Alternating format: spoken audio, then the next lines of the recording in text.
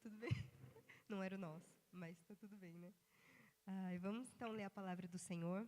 E assim, eu sou mais pedagógica para contar a história. Não porque eu seja professora, mas porque eu tenho criança pequena. Então, a gente vai ler a palavra do Senhor com empolgação. Amém? Então, vamos lá, hein? As minhas duas ovelhinhas subiram para ouvir outra história hoje. Romanos 8, 18 a 25. Considero que o nosso sofrimento de agora não é nada comparado com a glória que Ele nos revelará mais tarde. Pois toda a criação aguarda com grande expectativa o dia em que os filhos de Deus serão revelados.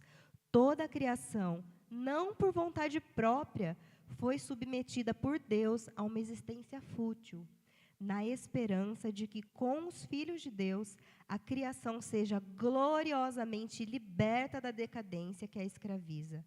Pois sabemos que, até agora, toda a criação geme como em dores de parto, e nós, os que cremos, também gememos. Embora tenhamos o Espírito em nós como antecipação da glória futura, pois aguardamos ansiosos pelo dia em que desfrutaremos nossos direitos de adoção, incluindo a redenção do nosso corpo. Recebemos essa esperança quando fomos salvos. Se já temos alguma coisa, não há necessidade de esperar por ela. Mas se esperamos por algo que ainda não temos, devemos fazê-lo com paciência e confiança. Pode voltar para mim no segundo slide, quando começa isso. Vamos falar sobre sofrimento. Falar sobre sofrimento, para mim, é um desafio grande. Mas sabendo que o meu Senhor é homem de dores, que sabe o que é padecer, fica pequeno, né? Nessa primeira parte, o que Paulo está dizendo para os romanos? Que o nosso sofrimento de agora, pensa no pior sofrimento que você já passou. Pensa nele. Não é nada comparado com a glória. Isso não quer dizer que ele está minimizando o nosso sofrimento, tá, irmãos? É que ele está dizendo que por maior que seja, ele não se sobressai. A glória que o sofrimento vai revelar para nós, a glória de Deus, que esse sofrimento vai trazer mais tarde, né? Eu cresci ouvindo algumas coisas sobre o sofrimento assim, que quem tem Jesus é feliz, e é feliz, e é feliz o tempo todo, né? E não importa a situação, a gente é feliz. Nem sempre a gente vai sentir a felicidade, né? Porque o Senhor, Ele não promete para a gente uma felicidade que excede todo entendimento. Quer dizer, estou ali sofrendo, eu estou feliz. Ele promete a paz que excede todo entendimento. Amém? E aí depois ele fala, né, que toda a criação aguarda como a torcida do timão, em grande expectativa, como um bando de loucos, o dia em que os filhos de Deus vão ser revelados. Toda a criação. Então, a criação está nos assistindo. Eles não podem entrar em campo. Eles estão ali na torcida. Vai, filhos de Deus, cadê o gol? Cadê o gol? Né? E por que a criação está ansiosa, aguarda com essa grande expectativa, está torcendo para que nós sejamos revelados? Porque toda a criação, não por vontade própria, foi submetida por Deus a uma existência fútil. O que quer dizer isso? Quer dizer que, quando Deus criou o homem e a mulher, todo mundo sabe mais ou menos essa história, pelo menos o básico, né? História da criação do mundo. Deus criou, não é bom que o homem seja só, ele fez a mulher, ele completou a criação, né, com a criação da humanidade, que possibilitava que a humanidade se proliferasse, né, enchesse a terra. Ele deu uma tarefa muito especial para a humanidade, que era cuidar da criação. Mas Deus, ele não criou o homem e a mulher para serem robôs. Ele queria que eles decidissem. Ele queria que eles decidissem amar, obedecer. Então, Deus deu opções. Deus falou assim, vocês podem comer de todas as árvores do jardim. E aí tinha também a árvore da vida. Mas tem só uma árvore que eu não quero que vocês comam, que é a árvore do conhecimento do bem e do mal. Porque no dia que vocês comerem dela, vocês morrerão. E aí o homem e a mulher, né, os dois, não importa quem mordeu o primeiro fruto, porque os dois são representação de toda a humanidade, né, eles decidiram errado. E quando eles decidiram errado por toda a criação. E aí o que aconteceu? O pecado, né, a radioatividade do pecado, a radiação do pecado, fluiu do homem para a criação. E quando nós pecamos, né, vou falar de Adão e de Eva, nós pecamos, nós deformamos a criação. Nós trouxemos sobre a criação um defeito que a criação não tinha. E aí, porque nós nos submetemos a esse pecado, porque nós pecamos, nós escolhemos errado, o que aconteceu? A criação foi submetida por Deus a uma existência fútil. Quer dizer, a criação foi submetida a essa decadência, junto com a nossa decadência, porque era para a gente cuidar. Deus falou, você já aconteceu com você, né? Alguém dá uma coisa na sua mão e fala assim, cuida aqui para mim, mas é meu, né? Tá com você, mas não esquece que é meu. Eu estou te dando, está na sua mão. Cuida como se fosse seu, mas não esquece que é meu. Foi essa confiança que o Senhor depositou em nós. Cuida da criação. Sujeita a criação, dá nome para os animais, mas não esquece que ela é minha, então cuida com zelo. E aí o homem escolheu errado. E aí, nessa escolha errada, o homem que se tornou o grande fator radioativo da criação, né? Quando ele deixou que o pecado entrasse, através de uma péssima decisão. E aí, depois, né, no próximo versículo, na esperança de que a esperança da criação é que com os filhos de Deus a criação seja gloriosamente liberta da decadência que a escraviza. E aí eu quero já passar para o próximo. Os próximos, depois dos versículos. Que decadência é essa? Quando você lê esse versículo, vem alguma coisa à sua mente assim? Tá, decadência, tá, mas o que seria essa decadência da criação? O que vocês acham? Eu coloquei aqui alguns exemplos de catástrofes naturais, que se nós pensarmos na nossa contribuição como seres humanos, não é bem tão natural assim, né?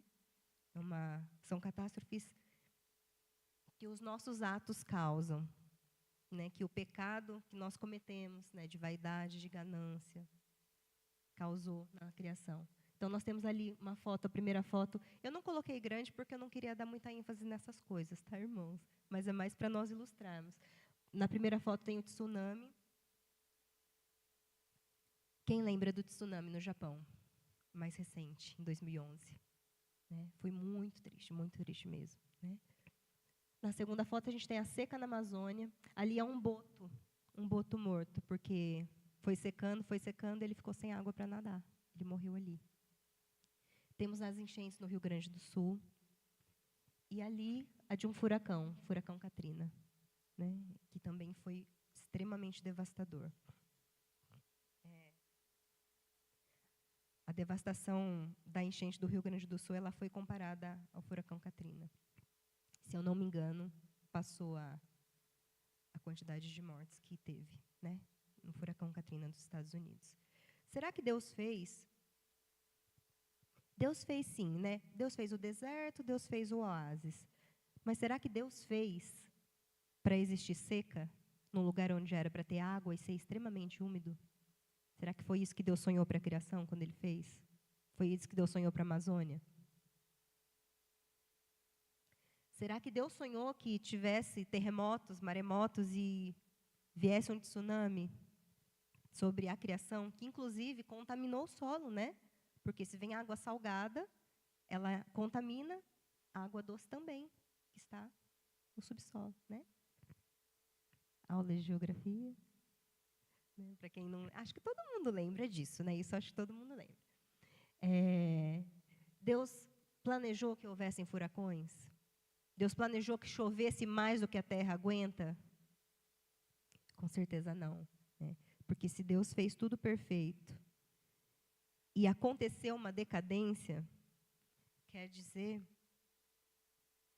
que nós envenenamos e deformamos a criação através dos pecados que cometemos. E é assim até hoje, espiritualmente, fisicamente. Nós desobedecemos a Deus e agora toda a criação geme como em dores de parto. Você já foi uma mulher com dores de parto? Ou você já presenciou uma mulher com dores de parto? Quem já? Pode levantar a mão, gente. Vamos participar. Os meus filhos participam. Às vezes eu não consigo terminar a história. Gente, uma coisa eu guardo muito da dor de parto. A gente fica completamente fora de si. A gente fica assim, ó, é uma loucura. A gente se ouve gritando e fala, meu Deus, quem é essa pessoa que está gritando? Nunca imaginei que eu fosse gritar assim, né? E são dores, assim, o corpo inteiro está trabalhando para que esse bebê nasça. Assim a criação está. Né? Ela não está no normal dela. Ela está gemendo, ela está ali, né? Completamente fora de si. Completamente na existência fútil. Que Deus acabou submetendo a criação por causa do nosso pecado. Porque ela estava na nossa mão para ser cuidada. Nós desobedecemos a Deus e agora nós também gememos. Nós também somos criação. Deus também nos criou. Nós não somos como Deus. Aquela conversa da serpente. Ah, come que você vai ser igual a Deus. Nós não somos igual a Deus. Nós somos criação. E o nosso pecado também nos faz sofrer. Então, ali eu tenho alguns exemplos de coisas que aconteceram. Então, ali no século XIV, a peste negra. A peste negra, ela era uma doença que matava em menos de 24 horas. Então, ela deixava com várias manchas negras o corpo da pessoa, preto mesmo, né? Preto, preto. Parecia... Eu vi umas fotos assim, eu não consigo explicar direito, tá, gente? Mas parecia piche. A mão da pessoa fica parecendo que colocou a mão no piche, assim. É preto mesmo, é peste negra porque fica negro mesmo, né? Fica negro... e ela... Enfim, né? Era por causa de saneamento, essas coisas, por causa dos ratos e tudo mais, é uma bactéria da pulga do rato, né? A gripe espanhola causou uma devastação terrível. Graças a Deus não vivemos essa época. Né? Porque se você for estudar e você for ler a respeito, gente, imagina, né? Que coisa horrível. Tantos corpos, né? E tão pouca medicina capaz de... Né? Depois nós tivemos Covid, né, em 2019, até 2022. Ninguém estava esperando. Assolou o mundo todo. Né? E nós temos também os transtornos mentais, que eu considero que que é uma pandemia que não passa. São doenças silenciosas e que a gente, às vezes, deixa para lá. Né? A gente não quer falar disso porque parece que é loucura, porque parece... Né? Então, transtornos mentais, as doenças pouco admitidas, mas que fazem mais vítimas a cada ano. E aí, pensando no Setembro Amarelo, né, que nós entramos, vamos falar sobre vida, vamos falar sobre morte, vamos falar sobre o Evangelho que gera vida. E eu tenho esse vídeo... de uma amiga psicóloga minha, que ela está promovendo uma campanha, né? E ela dá alguns dados a respeito do suicídio, que é um resultado de transtornos mentais na maior parte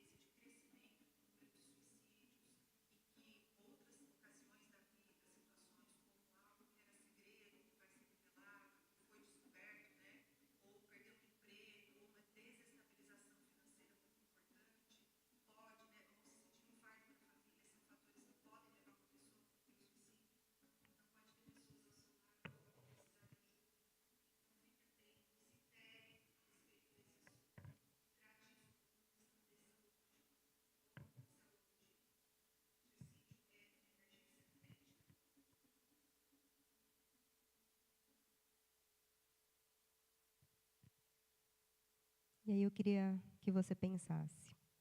Você já ouviu alguém falando que é frescura? Você já ouviu alguém falando que é demônio? Você já ouviu alguém falando que são doenças inventadas, que na realidade elas não existem? É coisa da mídia? É para vender remédio?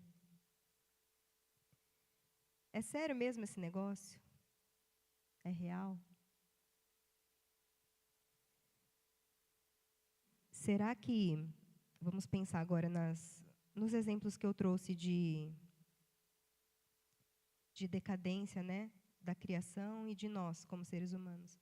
Será que na peste negra morreu só quem não acreditava em Jesus? O que vocês acham? Será que no Covid morreu só quem não acreditava em Jesus? Todo mundo que crê em Jesus segue vivo. Será que no... Quais foram as outras? Na gripe espanhola. A gripe espanhola tem relatos que as pessoas iam até a igreja. Iam até a igreja para se salvarem. Mas ser cristão significa estar imune ao sofrimento? Não. Não significa que nós estamos imunes ao sofrimento. Em outras passagens, né, inclusive dos transtornos mentais, né, gente? Porque muitas vezes a gente se apega muito ao sofrimento que a gente pode ver. Então, é uma perda, né, uma pessoa que morreu, que faleceu, um luto, a perda de um emprego, como a psicóloga citou, né, tal. Às vezes a gente se apega a sofrimentos que a gente pode enxergar com os nossos olhos. Mas não é. E eu costumo dizer que é a nova peste, né? Porque é uma peste pior ainda, porque enquanto a gente não admite que existe um problema, esse problema não vai ser resolvido, não é? Enquanto você não admite que você tem uma doença, sei lá, você está, sei lá, apendicite. É que eu não sou da área da saúde, então eu tenho que pensar muito para dar um exemplo. Você está com apendicite, né? Se você ficar falando, não, mas não é nada, tá doendo aqui, mas eu não vou no médico, porque se eu for no médico eu vou descobrir coisa. Vou tomar um chá. Minha vizinha diz que tem um chá, né? Não, gente, os chás são importantes, né? Muitos chás são bons para gripe e tal, né? Um monte, enfim, várias doenças, né? Mas a gente ficar negando que existe uma doença, ou a gente ficar negando a gravidade de uma doença, faz com que ela desapareça? Não, a gente vai só adiar o problema. E muitas vezes, no caso de uma apendicite, né, se ela fica sendo adiada, você pode morrer por causa de uma coisa simples. No caso, né, desse exemplo que a Sayuri deu, você pode acabar morrendo por causa de uma besteira, que pode ser resolvida com 3 furinhos. Se a gente percebe sinais nas pessoas que estão ao nosso redor, ou em nós mesmos, que alguma coisa não está legal, eu estou muito diferente, e a gente não assume que existe um problema, a gente vai adiando, e a gente pode virar estatística. E eu não quero estar nessa estatística. Eu não estou falando isso para colocar medo, mas eu estou falando porque, muitas vezes, muitos cristãos fazem um desserviço para a saúde pública, para a vida das pessoas. Deus pode curar? Deus pode curar, gente. Deus pode todas as coisas. Mas nós não podemos ser negligentes. Se você sente uma dor muito forte na barriga, você não vai procurar um médico? Por que é que, se você pensa em se matar em algum momento do seu dia, você não vai procurar um médico? Você está representando um perigo para si próprio? Só porque não se resolve com um curativo? Ser cristão não significa estar imune ao sofrimento, mas significa que, de todos os lados, Somos oprimidos pelas dificuldades, porém não somos esmagados. Ficamos perplexos porque não sabemos a razão de certas coisas nos acontecerem. Essa versão é a versão Bíblia Viva. Tá? Eu gosto de misturar as versões, assim, gosto de ler em várias. Que cada uma explica de uma maneira, né? Ficamos perplexos porque não sabemos a razão de certas coisas nos acontecerem, mas não desesperados, não sem esperança. Somos perseguidos, mas não abandonados. A gente pode ser perseguido, mas a gente não está sozinho. Somos abatidos, mas não somos destruídos. Podemos até cair. Mas isso não quer dizer que a nossa ruína chegou e que a gente não vai se levantar. Este nosso corpo está constantemente enfrentando a morte, tal como aconteceu com Jesus. Assim, fica bem claro a todos que a vida de Jesus é revelada em nosso corpo. Vamos fazer um exercício de imaginação. Nós sabemos que Jesus veio em carne e osso, experimentou traição, né? O famoso discípulo que traiu Jesus, né? O próprio Pedro traiu Jesus quando disse que não conhecia Jesus. Jesus experimentou dor, Jesus experimentou perdas, né? Porque quando Jesus foi crucificado, né, ele já tinha perdido o pai, José já tinha falecido, né? Então, a gente lembra disso, né? Não, Jesus veio, Jesus sofreu o que a gente sofreu, né? Homem de dores e tudo mais. Mas tem um aspecto do sofrimento de Jesus que é muito surreal para mim. Você imagina, quem tem certos transtornos mentais, às vezes tem uma sensação, vou tentar explicar para vocês, uma sensação de tragédia iminente. Sabe que tragédia iminente? É, de repente, você falar assim, vamos supor, meu marido viajou. Ai, meu Deus, ai, vai acontecer alguma coisa com ele. Ai, se ele sofreu um acidente. Ai, sabe, sensação de tragédia iminente? Né? É mais ou menos assim. Mas, isso quer dizer que a tragédia vai acontecer? Não, né? É um pânico que dá uma crise de ansiedade, né? Isso é ansiedade. Ansiedade é pecado? O que vocês acham? O sentimento de ansiedade é pecado? Agora eu quero que vocês pensem. Imagina Jesus. Jesus estava ali, no Getsemane, falou para os amigos dele, orem comigo. E aí Jesus tinha toda aquela sensação de tragédia iminente. E no caso era uma tragédia que ia acontecer com ele. Você imagina você saber que daqui a pouco vão vir soldados, vão te pegar, você vai ser traído, vão te levar e você não vai ser levado à força, porque a Bíblia fala que ele seria levado como ovelha ao matadouro. E Jesus, quando Pedro cortou a orelha do soldado lá, não, você não vai levar Jesus, não. Aí Jesus vai, cola a orelha no lugar e fala, Pedro, você imagina Jesus sabendo tudo que ele ia sofrer, sabendo dos açoites, sabendo da coroa de espinhos, sabendo que ele ia carregar a cruz, sabendo que os discípulos dele iam negar, que Pedro ia falar, não, eu não conheço, não sei o quê, não, nunca vi. Não era uma sensação de tragédia iminente, era uma tragédia iminente. Será que Jesus não experimentou ansiedade no íntimo do seu coração? Né? Andar ansioso é tipo assim, você deixa que o sentimento te domina e, né, se alastre pela sua vida. Pode te causar alguns pecados. Mas, se a Bíblia diz que Jesus transpirou gotas de sangue, imagina o nível de ansiedade profunda que Jesus podia estar sentindo, de ataque. Né? Imagina a respiração de Jesus. Imagina a transpiração. Imagina saber que ia realmente acontecer com ele. Então, é desse Jesus que nós estamos falando. Né? Não é de um Deus triunfalista que fala que tudo a gente vai ganhar. Né?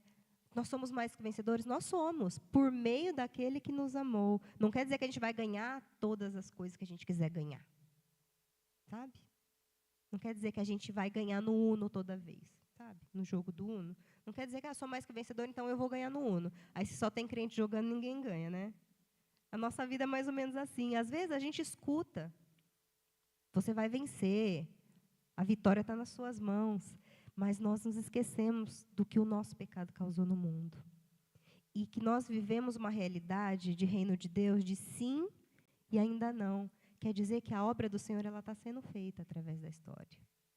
E que nós vamos experimentar curas, nós vamos experimentar libertação, nós vamos experimentar maravilhas.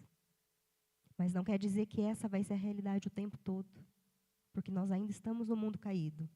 Nós ainda vivemos num mundo que nós trouxemos a decadência para o mundo quando nós escolhemos desobedecer. E aí a criação está lá, torcendo, aguardando a nossa manifestação. Sabe por quê? Porque quando Jesus vier para reconciliar em si todas as coisas, a criação também vai experimentar a libertação. E eu achei muito legal, porque eu já tinha lido muitas vezes essa passagem. É uma passagem que eu gosto muito, eu acho ela maravilhosa, mas daí tem aquela parte que fala do corpo. Cadê? Deixa eu achar. Pois aguardamos ansiosos pelo dia que desfrutaremos nossos direitos de adoção, incluindo a redenção do nosso corpo. Isso quer dizer que Jesus vem, e Ele vem reconciliar tudo, e Ele vem falar assim, agora chega de deformação. Vocês experimentaram mais ou menos como é, quando vocês experimentaram algumas maravilhas, como é o meu reino. E agora o meu reino vai ser completamente estabelecido. Chega de deformação. Chega de defeitos. Chega de dores. Mas enquanto esse dia não chega, irmãos, nós não podemos ser negligentes com os males que nos rondam. Nós não podemos ser negligentes com os nossos pecados. Com os pecados que a gente comete mesmo, sabe? Algumas coisas vão atingir a gente, e tem gente que gosta de dizer que é castigo de Deus. Castigo é você viver sem Deus. Isso é o verdadeiro castigo.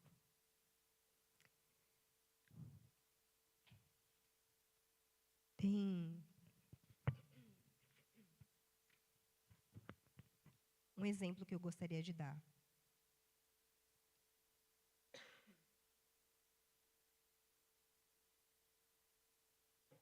Mais uma ilustração para a gente caminhar para o final dessa nossa conversa de hoje.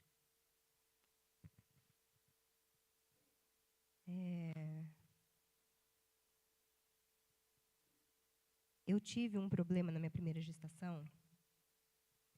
E depois dessa primeira gestação, né, nós tivemos filhos gêmeos, né, eles nasceram, nós registramos, né, mas eles nasceram antes da hora.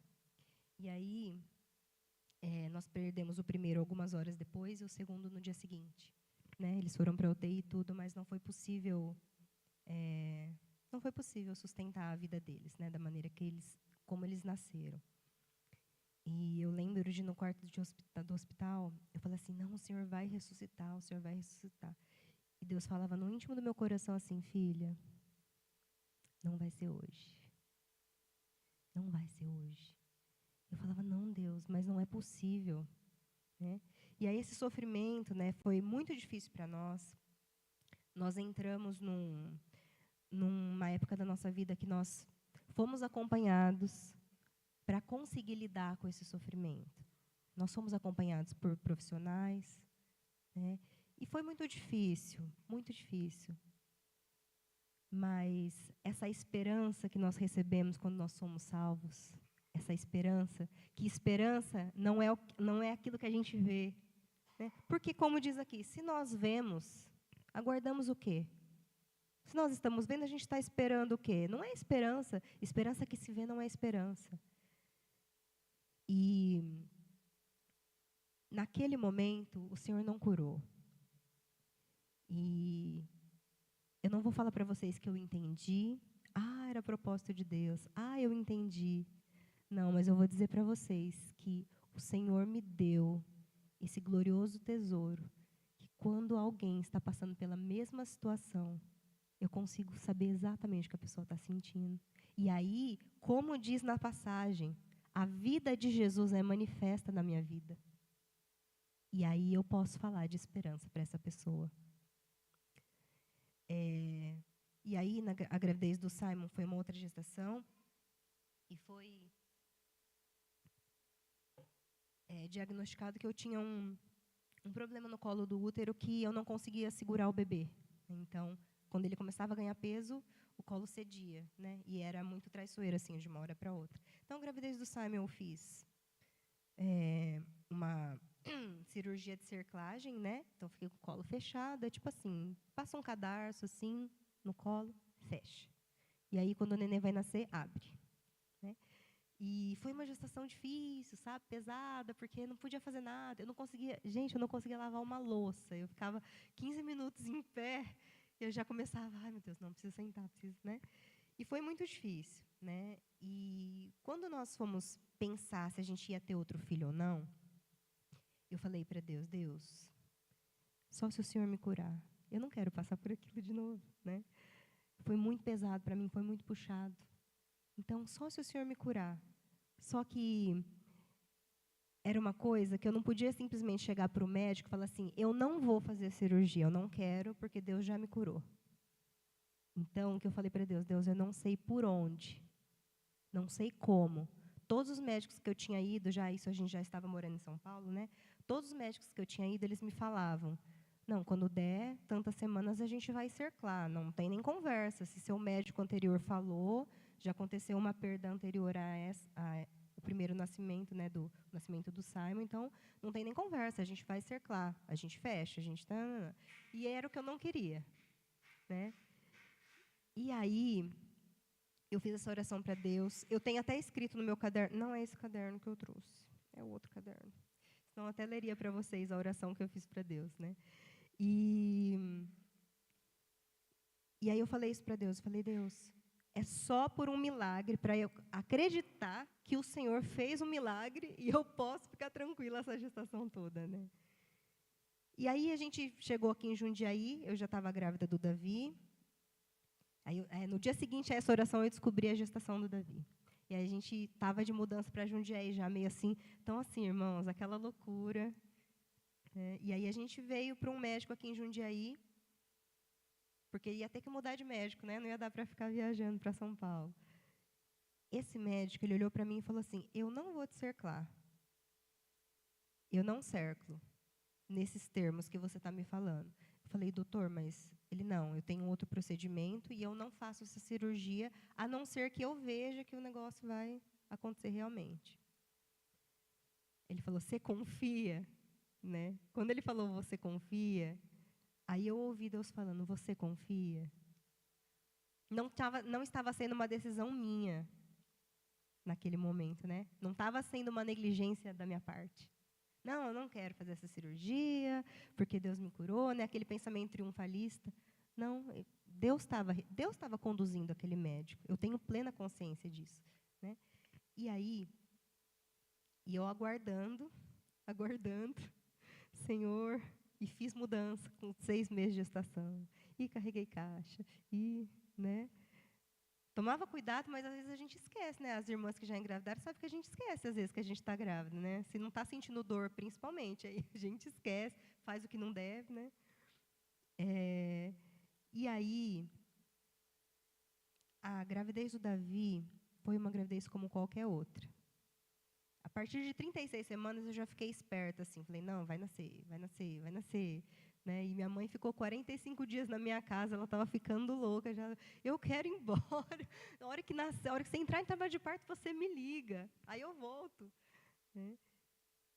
E aí, o Davi nasceu.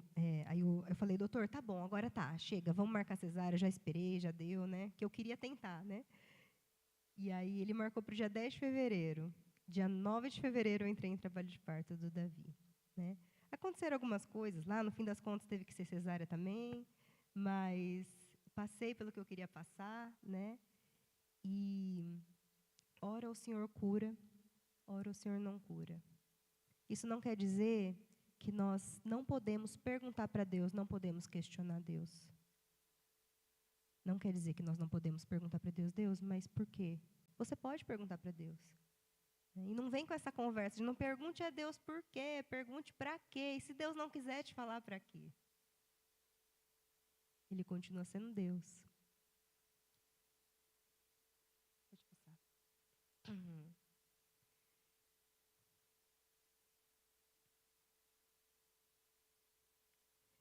Este nosso corpo está constantemente enfrentando a morte, tal como aconteceu com Jesus. Assim fica bem claro a todos que a vida de Jesus é revelada em nosso corpo.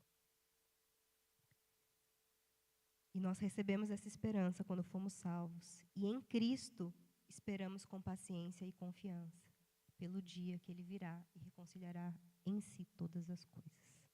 Amém? Deus pode curar? Sim. Alguém tem alguma dúvida? Né? Ele vai curar como eu espero?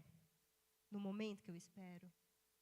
Nem sempre. E nem sempre será possível compreender os fatos. Então, irmãos, eu quero que você tire da sua cabeça essa ideia de que você vai entender. Um dia você vai entender. Eu ouvi muito, assim, quando a gente estava passando pelo processo de luto, eu ouvi muito das pessoas. Foi melhor assim, Deus sabe de todas as coisas, né? Um dia você vai entender. E na realidade são mentiras, né? A não ser o Deus sabe de todas as coisas, né?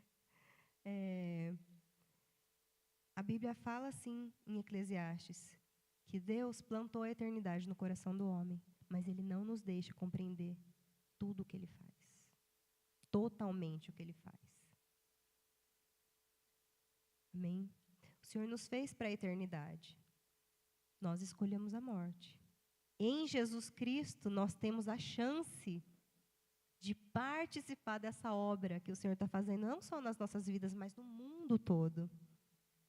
De compreender que a criação está fora de si, deformada pelo nosso pecado. E isso não é uma coisa espiritual, irmãos, é real, é palpável. A criação está sofrendo, é palpável. A gente consegue ver, A gente sofre nessas catástrofes também.